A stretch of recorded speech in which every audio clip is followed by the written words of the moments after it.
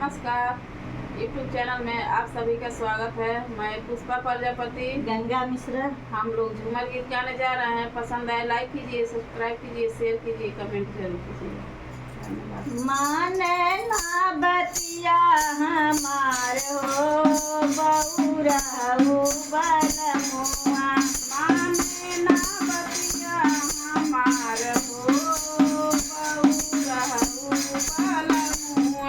माने ना बतिया हमार हो बौरा हो बलमुआ। माने ना बतिया हमार हो बौरा हो बलमुआ। बौरा से कहीं जा खेत जोतिया रहू से कहली जा खेत जोतिया।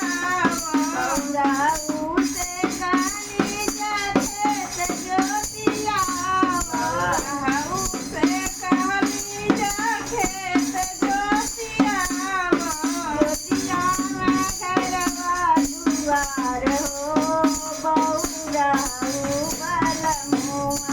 जोतिया घरवा दुआर हो बौरा हो बलमुआ। जोतिया घरवा दुआर हो बौरा हो बलमुआ। जोतिया घरवा दुआर हो बौरा हो बलमुआ। माना ना बतिया हमार हो बौरा हो बलमुआ। माने ना बतिया हमार हो बौरा हो बलमुआ। माना ना बतिया हमार हो बौरा हो बलमुआ। माने